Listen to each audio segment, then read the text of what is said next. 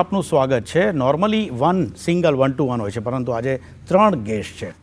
आलिया जी, मेरे हिसाब से आज के शो का, जैसे कि अगर आप स्टेज पे हो और इंट्रोड्यूस कराएंगे आपके साथी दोनों को। मैं यही कहूँगी कि पहले तो हेलो हेलो अहमदाबाद, केम छो मजामा।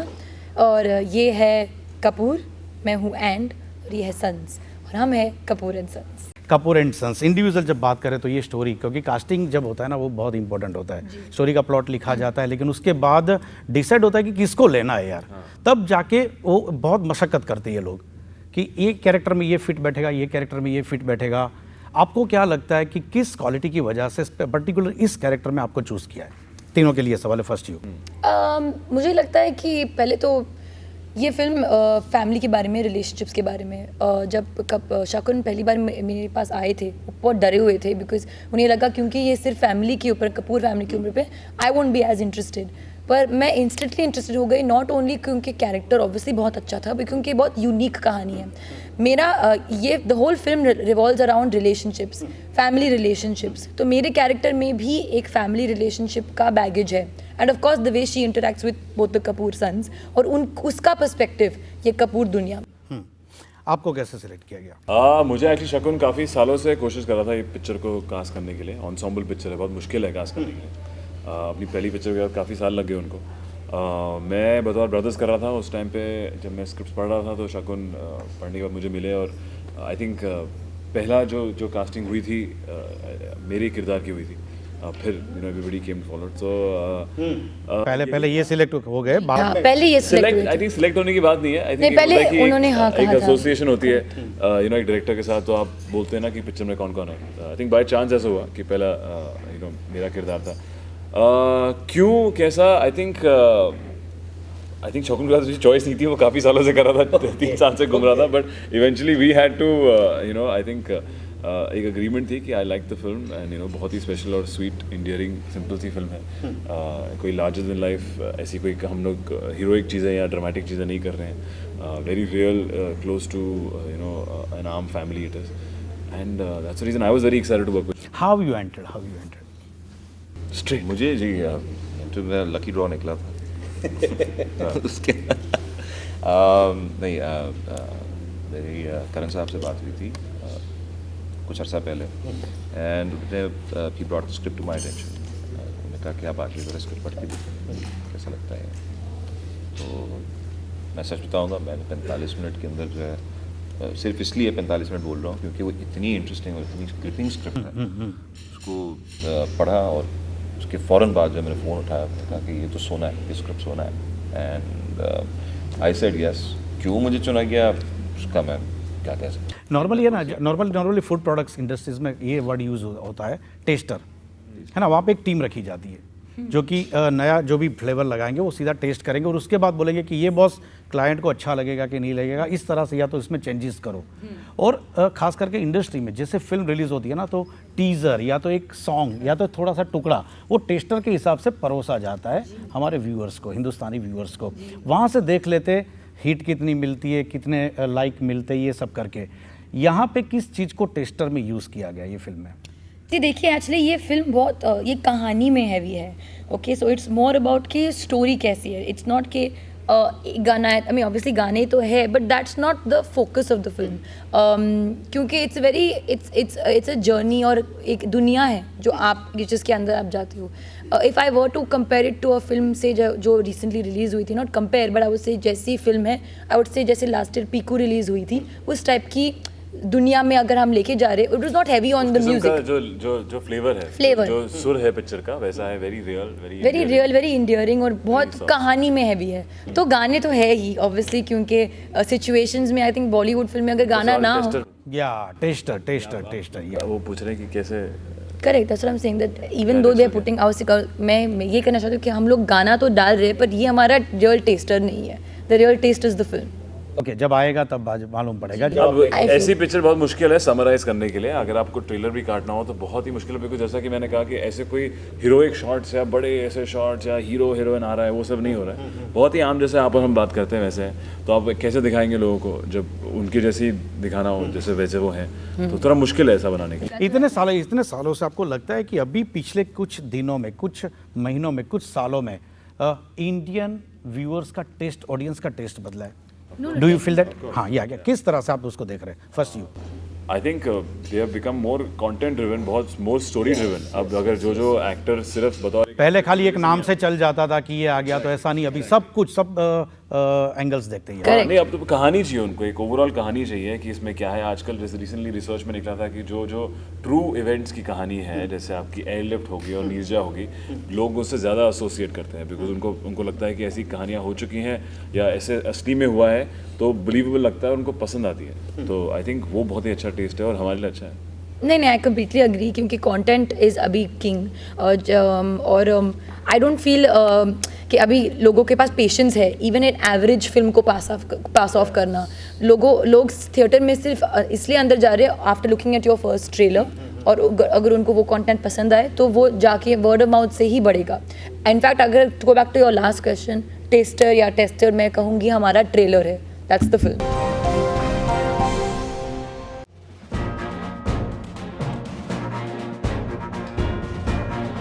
લોકોને સ્પર્શ કરતી સમસ્યાઓને ઉજાગર કરતો વિશેષ અહેવાલ સ્પેશિયલ રિપોર્ટ દર રવિવારે સવારે 10 કલાકે ગુજરાત ન્યૂઝ પર।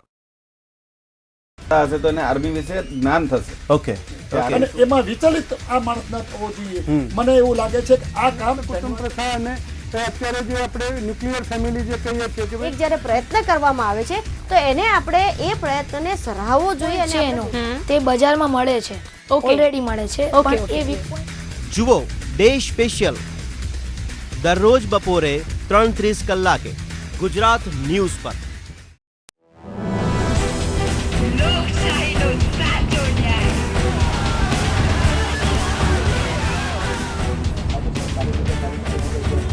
છે અભિવ્યક્તિનો સૌને અધિકાર, આ છે જનતાનો અવાજ, દરરોજ બપોરે 3 કલાકે।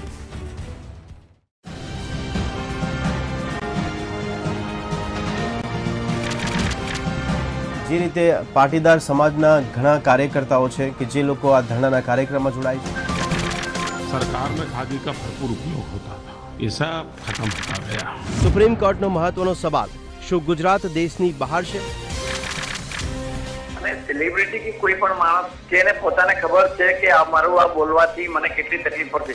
દિવસ દરમિયાન વિશેષ ન્યૂઝ પર આપના વ્યૂઝ મેળવતો કાર્યક્રમ ન્યૂઝ એન્ડ વ્યૂઝ દરરોજ રાત્રે 9:30 કલાકે ગુજરાત ન્યૂઝ પર।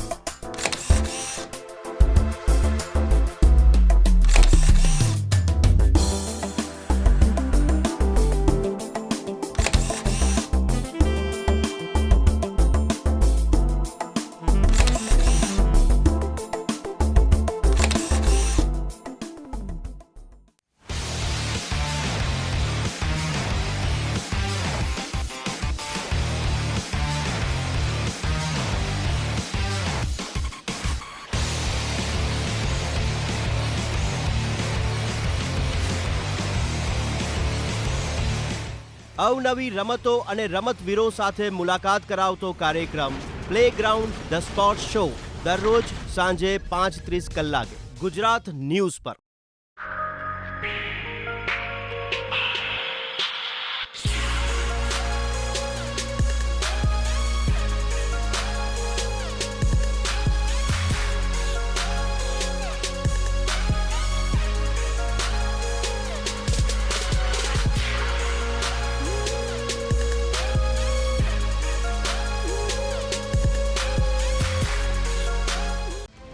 લોકો ન્યૂઝ માટે ચેનલ જોવા કરતા વ્યૂઝ માટે ચેનલો વધારે જોશે. અમદાવાદનો ગેંગ જઈને બેંગ્લોરમાં છેતરપિંડી કરી. બરાબર છે. એમને ખબર છે કે કશું થવાનું નથી. ચૂપ રહેવું, to be silent is more crime than doing it. આસામમાં ઉલ્ફાનો ત્રાસમાં છોકરાઓને પ્રજાને જ્યારે પણ વાતાવરણ સારું આપવામાં આવે છે ત્યારે ચોક્કસપણે એ લોકો લોકશાહીને સપોર્ટ કરે છે.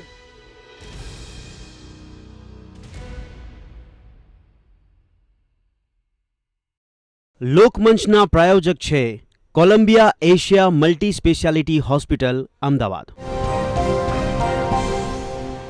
ओके, आप ऐसे ही शांति रहते हैं? आपने पूछा ही मुझसे कुछ उनको भी नहीं पूछा था, वो जुड़ गए. इनको भी नहीं पूछा था, जुड़ गए. नहीं, मैं सुन के सीख रहा हूँ, बिकॉज ऑनेस्टली स्पीकिंग इतना मुझे पता नहीं है. मैं इंडिया में इतना होता नहीं हूँ, तो मुझे पता नहीं कि उनका ट्रांजिशन क्या है और किस तरह जो है कंटेंट हैवी होता जा रहा है, एज एन टेस्ट बदल रहा है लोगों का. तो आई थिंक बात वही हो, एक्सपेक्टेशन बहुत बढ़ गई है व्यूअर्स की फिल्म स्टार्स के पास से. आई थिंक अगर स्पेशली अगर आपकी एक्सपेक्टेशंस, आई थिंक जैसे कि मैंने कहा ट्रेलर को लेके होती है. अगर आप रॉन्ग मैसेज देते हो ट्रेलर में और लोग कुछ और एक्सपेक्ट करने आते तो फिर कंफ्यूजन हो जाता है, परसेप्शन बदल जाता है उनका देखने का. यार तो जैसे कि हम चाहते हैं कि अभी it's coming out like a triangle picture, पर actually picture triangle love story नहीं है. पिक्चर एक कहानी के बारे में. हम अगर हमारे पास रिसोर्सेज या टाइम होता तो हम पूरे परिवार को लेके घूमते, पर अभी हम लोग 3 ही रिप्रेजेंट कर रहे हैं पूरे परिवार को. तो वो भी बहुत मुश्किल है दिखाना. कैसे दिखाएं? आपकी मॉम डैड की भी कहानी है, दादू की भी कहानी है, बड़े भाई की भी है, गर्ल नेक्स्ट डोर की भी है, छोटे भाई की भी है. ऐसा अभी पिक्चर देखनी पड़ती है आपको. चलो फाइन. Last question. एक क्रिटिक लोग है ना, एक कम्युनिटी बहुत खतरनाक होती है हमारी इंडस्ट्री में, है ना, और खास करके हम मीडिया वाले, है ना, जो कुछ भी चीज़ को कैसे भी तरह टाक और वो सपोर्ट कर देता है. सोशल मीडिया भी. क्रिटिक्स का खास ये कहना है कि जो नए बंदे आ रहे हैं अभी इंडस्ट्री में, उनके पास वो बेस नहीं है एक्टिंग का. सीधा आ गए कि कोई पापा का नाम लेके आ गया, कोई किसी की पहचान लेके आ गया, कोई कहीं बिजनेस हाउस से निकल के आ गया. उसके पास जो फंडामेंटल होना चाहिए, बेसिक होना चाहिए, जो एक्टिंग का वो जो अंदर से वो कीड़ा होना चाहिए, जो सीखा है, वो नहीं है उनके पास. फिर भी अच्छे हिट होते जा रहे हैं. तो क्या ये क्रिटिक का ये जो कहना है उससे आप डिफ़र करते हैं या सही में उसको फॉलो करना ही चाहिए? फर्स्ट यू देखिए, मेरा जो पर्सनल एक्सपीरियंस रहा है, आई थिंक मैं चाहूँगा, ये अपनी मुँह से तारीफ नहीं करना चाह रहा, बट कुछ ना कुछ थोड़ा सा काम किसी को पसंद आया होगा जिसकी वजह से काम मिल रहा है. अदरवाइज करोड़ों लोग हैं जो कि लाइन में लगे होते हैं. सो आई डोंट थिंक कि ये एक क्वालिफाइंग फैक्टर रहा है. अब बड़े नाम से अगर आप एसोसिएटेड हैं तो शायद कभी कभार कोई ये कह दे कि इसकी पर्ची निकल आई है या इसकी फेवरेटिज्म है, बट डिपेंड करता है उसकी परफॉर्मेंस पे. अगर परफॉर्मेंस अच्छी नहीं चलेगी तो I think they will go back home. लोग नहीं देखेंगे, फिर चांस देंगे लेकिन बार बार शायद ना हो. आई थिंक मेरे हिसाब से तो आजकल हर कोई दूसरा आदमी क्रिटिक है. तो अगर ऐसे ओवरऑल समराइज करना है, फोन है सब, जैसे अब जिसके हाथ में इंटरनेट आ गया है, जिसके हाथ में फ़ोन है, वो आपके ट्विटर पे, आपके इंस्टाग्राम पे लोग इतना कमेंट्स देते हैं. तो आजकल एक्चुअली क्रिटिक्स का काम कम हो गया. बिकॉज आपको 4 घंटे में बताऊंगा, अगर आप सुबह शो देखते हो, आपको रात तक पता चल जाता है ऑनलाइन पे कि क्या खबर है, अच्छी बुरी, ये अच्छा नहीं आया, वो एकदम डिटेल में पता चलता है. तो आई थिंक उनका काम कम होने की वजह से, तो I think we are all very conscious of it कि हम लोग कैसे परफॉर्म करते हैं पिक्चर में. और मैं उनसे सहमत नहीं हूँ कि हम लोग, बल्कि आई थिंक हम लोग तो आजकल कम पिक्चरें कर रहे हैं साल में. उस ज़माने में लोग ज़्यादा करते थे. वो लोग हर किरदार में एक ही लोग होता था, एक ही हेयर स्टाइल, एक ही गेटअप, एक ही डायलॉग का तरीका. हम लोग तो बतौर सब ने एक बहुत कोशिश करी है कि एक ही गाने में कितने लोकेशंस दे देते ये सब.